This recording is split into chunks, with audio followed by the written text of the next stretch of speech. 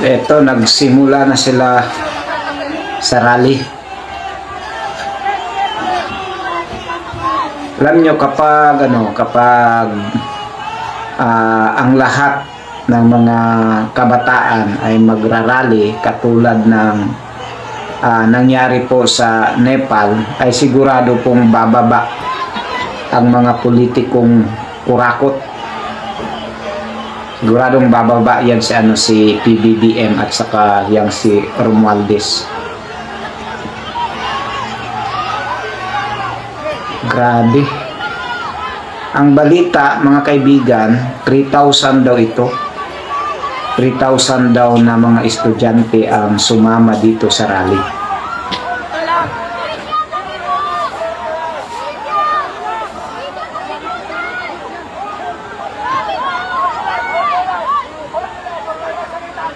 At bukas magkita-kita po tayo sa gaganaping rally uli.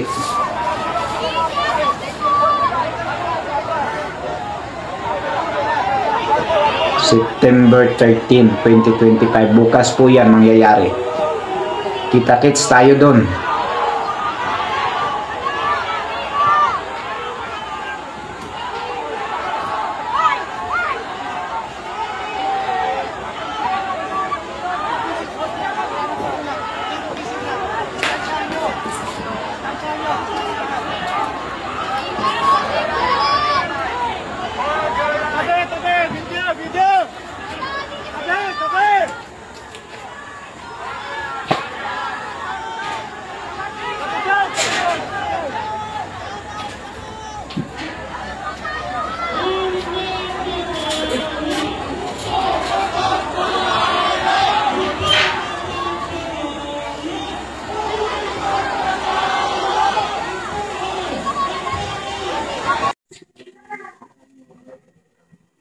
Ito rin mga kaibigan, panoorin din natin si Eric na nawagan sa mga EFP. This is an open call. Ang tawag po namin yan ay conscience. Pakinggan po natin para malaman po natin kung ano po yung kanyang mga panawagan. Constitutional mandate.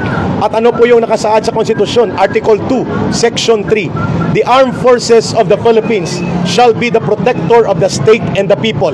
When the government, like what we are having right now under Marcos, does not serve the interests of the people, but rather facilitates the crime of plunder, it is only proper for the AFP to stand with the side of the people.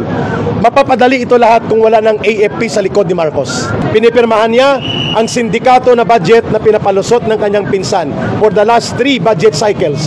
Ibig sabihin po, ang conspiracy ni Marcos at ni Romualdez ang naging dahilan kung bakit naging malakas ang loob ng kagaya ni Saldico na maging kriminal na mandurukot at mangangamkam sa kaban ng bayan, ang sindikato sa DPWH hanggang sa baba, hindi lamang sa taas na antas, at pati ang mga kriminal na contractors na numbalik, sapagkat ang unang nawala ay yung tinatawag nating fear factor, yung pagkatakot na may kalalagyan ka kapag ikaw ay nagnakaw sa kaban ng bayan. Ang pangalawa, there is no certainty of conviction na makikita ngayon na kahit magnakaw ka, pwede kang tumakas, magtago, kagaya ng ginagawa ngayon nila Saldico.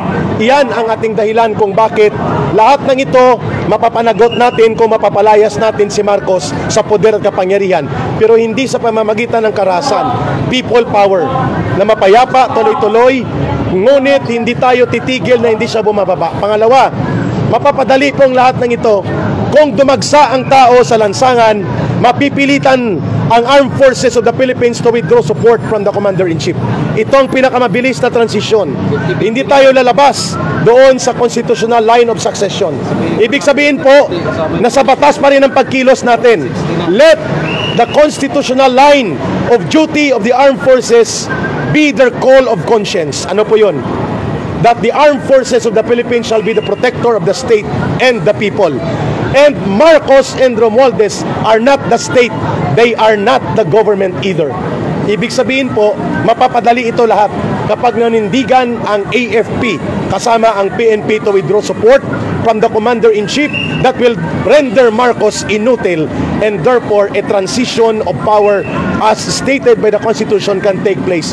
And then huhulihin natin si Marcos, si Romualdez at sila Saldico, papanagutin sila at bawiin ang ninakaw at dinambong na kayamanan. Sir? Alam niyo mga kaibigan, sa mga nangyayari po ngayon, hindi po ako naniniwalang hindi po ito hindi po ako naniniwalang hindi po involved dito si PBBM. Hindi po ako naniniwala.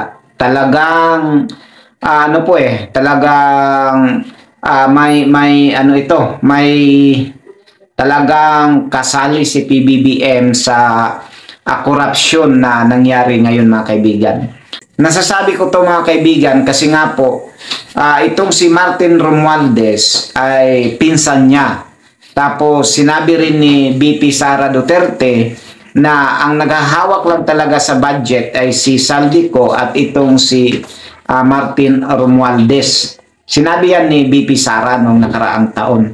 Ngayon, kung iisipin po natin na hindi po kasali si PBBM sa korupsyon, mga kaibigan, ay imposible pong mangyari yan. Kung sasabihin yung hindi kasali dito si Martin Romualdez, hindi po ako maniniwala, mga kaibigan. Ang utak talaga nito, mga kaibigan, ay itong si Martin Romualdez. At halos ng mga congressman, mga kaibigan, halos, hindi ko po nilalahat, halos ng mga congressman na pumirma sa impeachment ni VP Sara noon ay may natanggap, mga kaibigan, na pera mula kay Martin Romualdez.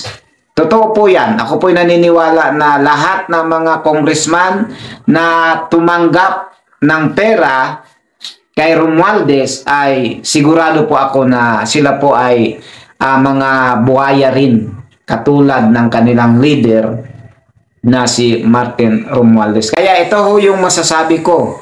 Huwag po tayong hihinto hanggat hindi po bababa itong si PBBM at itong si Martin Romualdez sa kanilang pwesto. Huwag po tayong huminto. Hanggat si Martin Romualdez pa ang speaker at itong si PBBM pa ang presidente, huwag po tayong huminto sa pagrarally. Yan po yung solusyon. Walang ibang solusyon, mga kaibigan. Walang ibang solusyon para mapahinto ang korupsyon dito sa Pilipinas. Kailangang bumaba, kailangang magbitiw itong si Martin Romualdez at itong si PBBM para yung korupsyon, mga kaibigan, ay mahinto po. Kasi kapag hindi po bumaba itong si PBBM at itong si Martin Romualdez, ay sigurado po ako, mga kaibigan, na patuloy pa rin ang korupsyon sa ating pamahalaan.